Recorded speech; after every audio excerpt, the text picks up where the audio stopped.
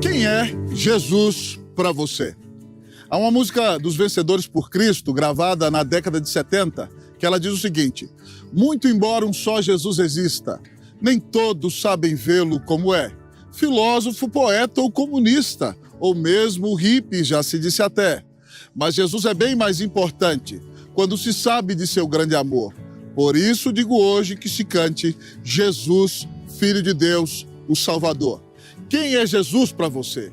Se você deseja ter um relacionamento vivo e pessoal com Deus, é extremamente importante que você reconheça que Jesus Cristo é o Filho de Deus, o único mediador entre Deus e os homens. E nesta hora nós leremos um texto precioso na Palavra de Deus, que nos mostra o Senhor Jesus voltando a Cafarnaum, depois do milagre da transfiguração. E nesse texto, a Palavra de Deus vai nos desafiar a conhecer a Jesus. Esteja atento à leitura da Palavra do Senhor. Tendo Jesus chegado a Cafarnaum, dirigiram-se a Pedro os que cobravam o imposto das 2 dracmas e perguntaram: não paga o vosso mestre o imposto das 2 dracmas? Sim, respondeu ele. Ao entrar Pedro em casa, Jesus se lhe antecipou dizendo: Simão, que te parece? De quem cobram os reis da terra impostos ou tributo? Dos seus filhos ou dos estranhos? Respondendo-lhe Pedro: dos estranhos. Jesus logo lhe disse: então estão isentos os filhos. Mas para que não os escandalizemos, vai ao mar, lança o anzol, e o primeiro peixe que fisgar, tira-o. E abrindo-lhe a boca, acharás um estáter. Toma-o e entrega-lhes por mim e por ti. Nosso texto, queridos amigos e irmãos, nos desafia a conhecer a Jesus. Este evangelho de Mateus foi escrito para revelar a Jesus como rei. Eu gostaria de convidar você a estar atento a esta mensagem, porque o seu destino eterno depende do relacionamento que você tem com Cristo, o Filho de Deus, que te amou e deu a vida na cruz para te salvar.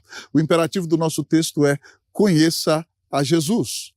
E ao olhar para o texto, a palavra de Deus nos ensina que se nós desejamos conhecer a Jesus, em primeiro lugar, nós precisamos saber que Jesus é obediente. Procura a Pedro, quando Jesus volta a Cafarnaum, um judeu perguntando se Jesus não paga o imposto das 2 dracmas.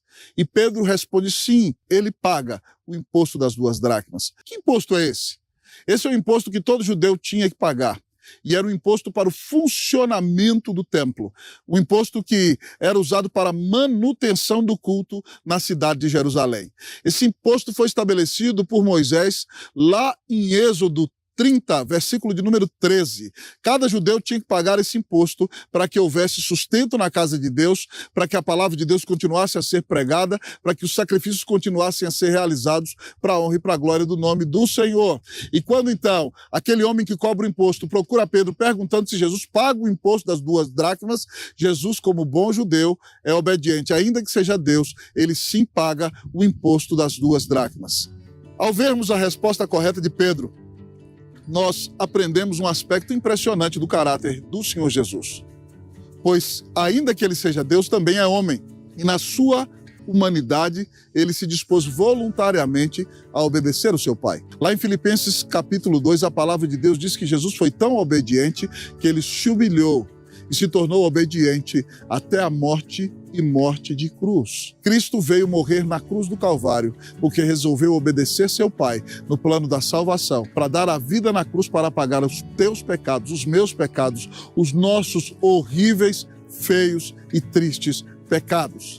A palavra do Senhor nos diz em Isaías capítulo 53 que ele foi traspassado pelas nossas transgressões, moído pelas nossas iniquidades. O castigo que nos traz a paz estava sobre ele e pelas suas pisaduras nós fomos sarados. Jesus obedeceu voluntariamente para pagar o teu pecado, para que você não fosse lançado no inferno da ira de Deus. Jesus, de maneira extremamente obediente, foi à cruz do Calvário e deu a vida na cruz por você e ressuscitou. Se Jesus obedeceu a ponto de entregar a vida na cruz por você, se você quer conhecê-lo, você precisa se arrepender da vida de pecado que tem levado.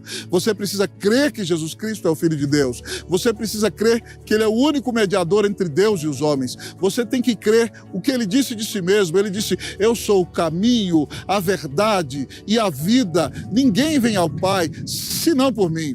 O apóstolo Paulo também na carta a Timóteo diz que há um só Deus e um só mediador entre Deus e os homens, Cristo Jesus, homem. Ele se fez homem e obedeceu até a morte para que você não fosse jogado no inferno da ira de Deus. Então, se você quer receber o perdão de pecados, a vida eterna, a paz com Deus e a reconciliação, creia que Jesus Cristo é o Filho de Deus. Creia nele como seu único Senhor e Salvador e você o conhecerá e receberá a bênção da salvação. O imperativo do nosso texto é: conheça a Jesus, que você reconheça a obediência de Jesus e creia que ele obedeceu porque te amou e quis te livrar do inferno eterno, da ira de Deus. Ele quis te dar a bênção da salvação.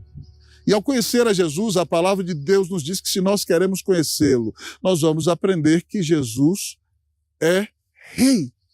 A palavra de Deus nos diz que quando Pedro entra em casa, Jesus, antes de que Pedro fale qualquer coisa acerca da pessoa que lhe cobrou o imposto, Jesus pergunta a ele o seguinte: Simão, de quem os homens cobram impostos, os reis da terra? Dos seus filhos ou dos estranhos? E Simão responde o seguinte: dos estranhos. Jesus diz: logo estão isentos os filhos. O que Jesus está dizendo com isso? Ele é o Filho de Deus. Ele é o Rei dos Reis. Ele é a maior autoridade da terra. O imposto que estão cobrando no templo é para a manutenção do culto ao Pai, a Ele e ao Espírito Santo. Em estrito rigor, ele não deveria pagar imposto, mas ele diz: para que não os escandalizemos, paguemos o imposto.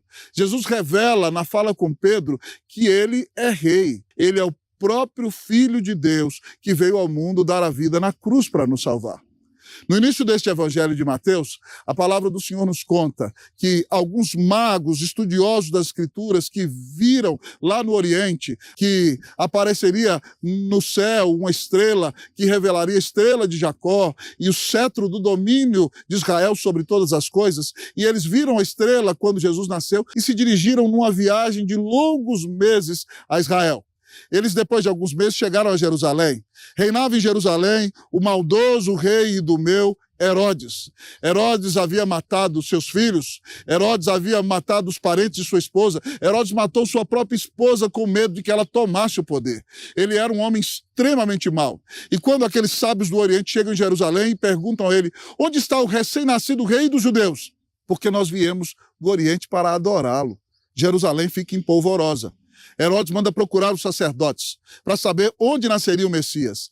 E eles então citam a profecia de Miqueias 5:2, dizendo que o Messias nasceria em Belém. Então Herodes diz àqueles homens: dirijam-se a Belém, descubram onde está esse recém-nascido, voltem aqui e me falem, porque eu irei adorá-lo. Nós sabemos que era mentira, ele queria matar o Messias. Mas aqueles homens saíram de Jerusalém, viram a estrela novamente e chegaram a Belém, onde Jesus estava. Estando ali, eles se ajoelham diante do Senhor e oferecem ouro, incenso e mirra, em atitude de adoração. Eles reconhecem que Jesus é o Rei dos Reis, o Senhor dos Senhores, o Todo-Poderoso Deus. O próprio Jesus disse de si, no final deste evangelho, que toda a autoridade lhe foi dada nos céus e na terra. O reverendo Abraham Kuyper, primeiro-ministro da Holanda, pastor reformado, estava muito certo ao dizer que não há sequer 1 centímetro no universo acerca do qual Jesus Cristo não possa dizer: é meu. Ele é Senhor sobre todas as coisas. Nada acontece na minha vida, na tua vida, em nossa vida, fora da soberania do Senhor. Jesus Cristo é o Rei dos Reis. Ele é o Todo-Poderoso Deus. E Ele te amou e deu a vida na cruz para te salvar. Então, se Ele é Rei e é o Todo-Poderoso Senhor, consagre a sua vida a Ele. Dedique-se a servi-lo, porque Ele é o Senhor da tua vida. E Ele te comprou com o sangue dele na cruz do Calvário. Se você quer conhecer a Jesus, você não pode pensar que Ele é um mero filósofo humano, mas você tem que reconhecer que Ele é o Rei dos Reis, o Todo-Poderoso Senhor, que te amou e deu a vida na cruz para pagar os pecados de todos aqueles que nele creem. Conheça a Jesus. Mas ao olharmos para este texto maravilhoso, talvez você me pergunte: pastor, o que eu vou aprender se eu conhecer a Jesus? Você já entendeu que você vai aprender que Jesus é obediente, você vai aprender que Jesus é rei. Mas em último lugar, o texto da palavra do Senhor nos diz que Jesus é Deus. Conheça Jesus porque Jesus é Deus. O Senhor manda Pedro fazer o seguinte para pagar o imposto. Ele diz: Simão, vai ao mar, lança o teu anzol e você vai pescar um peixe. E na boca desse peixe vai ter um estáter. Você vai retirar esse estáter e vai pagar o imposto por mim e por ti.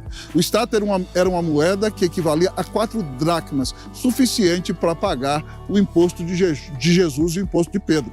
Agora, pasme comigo.